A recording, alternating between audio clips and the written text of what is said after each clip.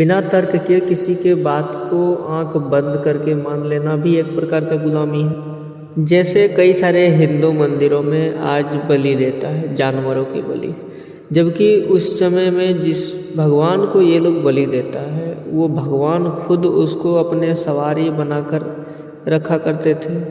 तो भगवान अगर उसको पहले सवारी बनाकर रखा था तो उन लोगों का बलि कैसे ले सकता है। काली मंदिरों में, काली पूजा में बहुत जगह बलि चढ़ाता है बकरे का। किस इतिहास में किस जगह दिखाया गया है काली मंदिरों में बकरी का बलि चढ़ाया जाता है। अगर बलि देने का इतना ही शौक है तो ये तो हर जगह सार्वजनिक रूप से दिखाया गया है कि वो आदमी का गला काट कर माला बनाकर पहना करती थी। इतना ही शौक है बलि देने का तो अपना ही दे दो, खुश के बदले डबल खुश हो जाएगी।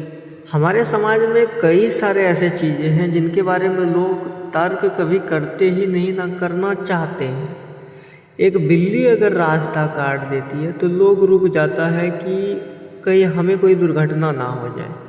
वो ये सोचते ही नहीं, कभी ये करने का कोशिश भी नहीं करते कि ये सच भी है या नहीं। एक बार परख के भी देखना चाहिए कि ये काम करता है कि नहीं। एक मूर्ख ने ये कह दिया, ये मान लिया, एक के साथ साथ ये भी मूर्ख बनने चला है। 100-200 साल पहले कोई आदमी जाता होगा जिसके आगे बिल्ली रास्ता काट दिया होगा, बेचारे का कुछ एक्सीडेंट हो गया होगा, कोई घटना हो गया होगा। अब उसको देख के सार्वजनिक रूप से एकदम चले फिरे एक अफवाह पूरी दुनिया में फैलाई जा रहा है। जापान जाएंगे तो वहाँ बिल्लियों को एकदम जैसे हमारे घरों में पशुओं को रखा जाता है, कोई कुत्तों को रखता है, कोई बिल्लियों को रखता है। भारत के समाज का बड़ा आश्चर्यचकित बातें हैं कुछ। बृहस्पतिवार को कोई बाल नहीं कटवाता, सैलून जाने से भी मना करता। अब कौन भगवान सैलून जाने से मना किया है? कौन से ग्रंथ में लिखा है, कौन से धार्मिक किताबों में लिखा है कि सैलून ना जाओ, बाल ना कटाओ बृहस्पति को? सरफ से कपड़ा मत धो। सरफ साबुन का शुरुआत ही कुछ 100 सालों पहले हुआ, तो ये भगवान कैसे कर सकता है? लोग ये सोचता ही नहीं। बेवकूफ़ों के झुंड में मिलकर लोगों को बेवकूफ़ बनने में बड़ा मज़ा आता है। अगर उसे तर्क के साथ उदाहरण दो तो आपको ही बेवकूफ़ बना देंगे।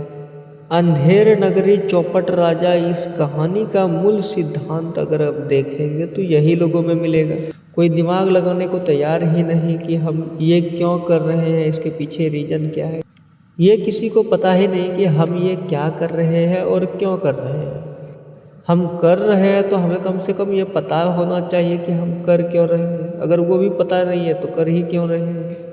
जब नहीं करते थे, जब पता नहीं था तो उस टाइम क्यों नहीं कुछ हो रहा, तो आज जान गए हैं तो क्यों हो रहा है।